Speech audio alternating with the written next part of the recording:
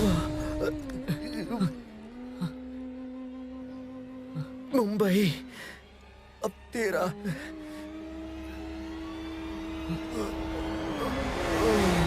भैया, भैया, भैया।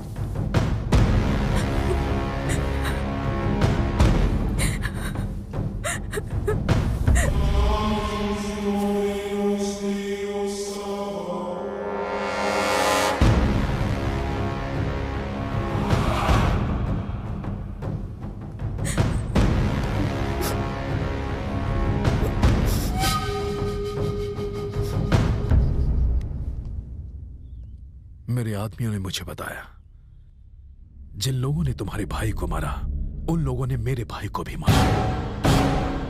मेरे आदमी उन्हें ढूंढने में लगे हैं। जिस दिन मुझे वो मिल गए, एक साथ मिलकर मारेंगे उन्हें। एक और चीज, जब तक तुम्हारा भाई जिंदा था वो मेरा दुश्मन था। उसके मरने के बाद हमारी दुश्मनी खत्म। मेरी कुछ भी मदद चाहिए तो आ जाना, मैं तुम्हारी मदद जरूर करूंगा। प्रॉमिस, एक भाई की तरह।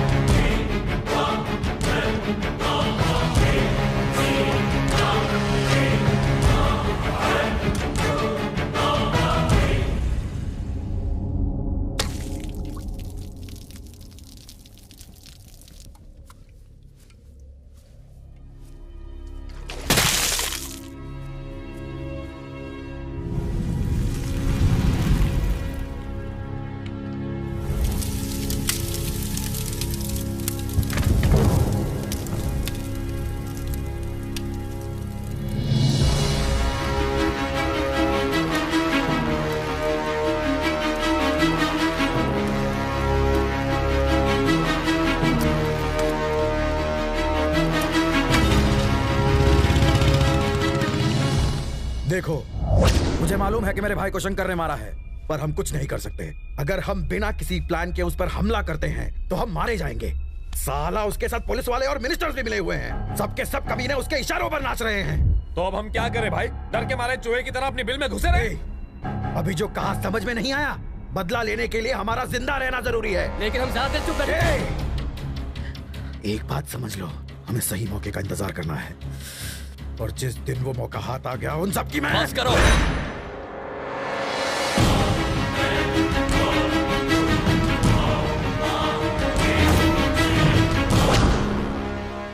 जिस किसी ने भी चूड़ियां पहनी हो वो यहां से चला जाए।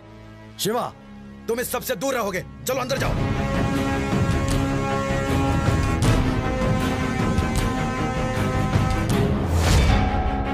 अगर उसके मारने से हम मर सकते हैं तो हमारे मारने से वो नहीं मर सकता।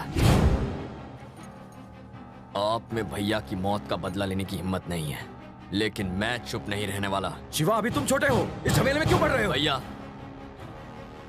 मरने और मारने की कोई उम्र नहीं होती। चाकू चलने से पहले किसी की उम्र नहीं पूछता। मैंने इन आंखों से भैया की मौत देखी है। आप नहीं समझ सकते। शायद आपके अंदर का खून पानी हो चुका है। शिवा, वो लोग बहुत खतरनाक है। ये कोई बच्चों का खेल नहीं है जो। मुझे बच्चा समझने की गलती मत करना भैया। जब ये बच्चा मारता है तो सामने वाला सीधा ऊपर। मौत के डर से आप घर पर बैठ सकते हैं, पर मैं चुप नहीं रहूंगा। भैया के कातिलों की चीखों से मैं इस शहर के हर घर को हिलाकर रख दूंगा और उस दिन आपके सामने आऊंगा। तुम बस एक बार कहो, कॉलेज के 500 लड़कों को लेकर शंकर के घर में घुसकर उसका काम तमाम करेंगे शिवा।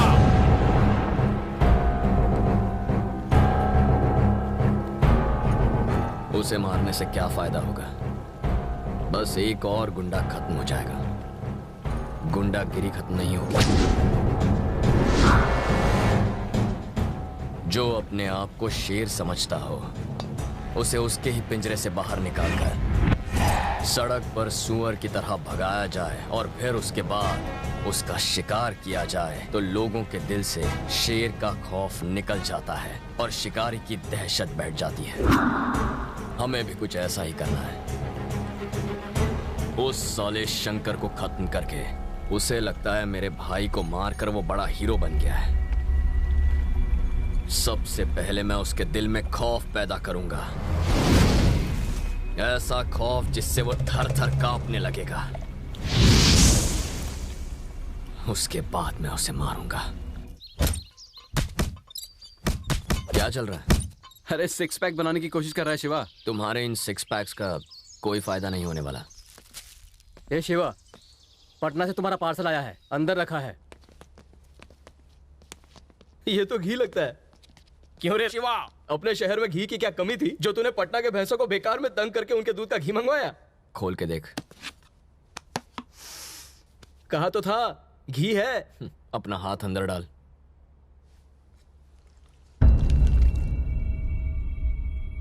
ये किस लिए? क्योंकि अब हमें इसकी जरूरत पड़ेगी। लेकिन यहां भी तो मिलता है, फिर वहां से क्यों मंगवाया? ये तो देसी बंदूक है, सिंगल राउंड वाली। अगर हम भी इसी तरह खून करते रहेंगे तो हमें और शंकर में फर्क क्या रह जाएगा? पैसों के लिए किसी का खून करने वाले में और इंसाफ के लिए किसी का खून करने वाले में बहुत फर्क होता है। हम किसी और के नहीं, अपने दुश्मन को मारेंगे राजेश। शिवा, तेरी बड़ी भाभी आ रही है। ए, ये अंदर रख दे।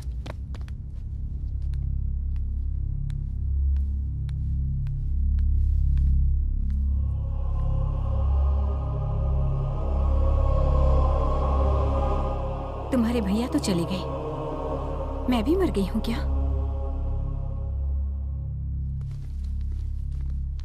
मुझे बताए बिना तुम घर से क्यों चले गए शिवा? वो क्या है ना भाभी, जय भैया और मेरी सोच नहीं मिलती और मैं नहीं चाहता कि आपको मेरी वजह से कोई परेशानी हो। लेकिन बात यह है कि मैं भैया की मौत पर हाथ धरे बैठ नहीं सकता। मुझे ये डर है कहीं तुम जल्दबाजी में कोई गलत फैसला ना ले बैठो। मेरी बात सुनो, तुम घर लौटो। मैं जल्दबाजी में कोई फैसला नहीं करता भाभी। अगर मैं जल्दबाजी करता तो सीधा शंकर के घर चला जाता और या तो उसे मार देता या तो फिर उसके हाथों मेरी मौत हो जाती। अगर मैंने शंकर को आसान मौत दे दी तो भैया की आत्मा को शांति नहीं मिलेगी। आप घर जाइए, काम खत्म करके मैं खुद घर आ जाऊंगा। अपना ख्याल रखना।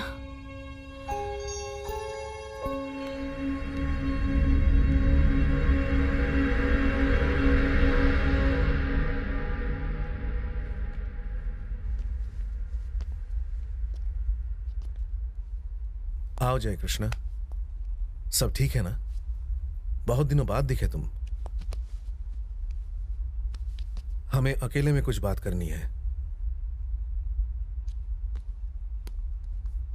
सॉरी जय कृष्णा, जब तुम्हारे भाई की मौत हुई तब मैं परदेश में था, इसीलिए अंतिम संस्कार में नहीं आ पाया। अब क्या करने आए हो? देखो, मैं तुम्हारे और शंकर के दोनों के परिवारों के बहुत करीब हूं। अब तक तो तुम अच्छी तरह समझ ही गए होंगे कि मेरी तुम्हारे पास आने की वजह क्या है। क्या वजह है?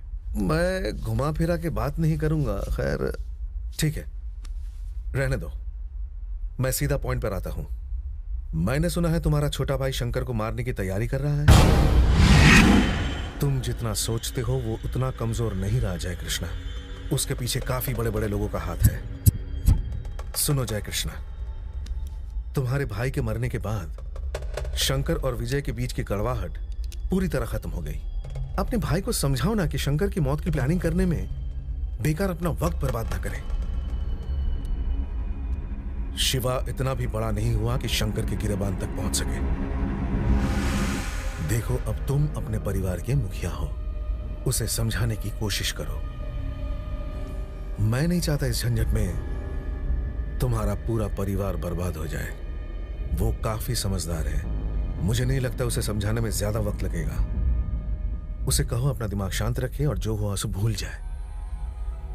मैं ध्यान रखूंगा कि शंकर शिवा से दूर रहे। शिवा को संभालना अब तुम्हारा काम है।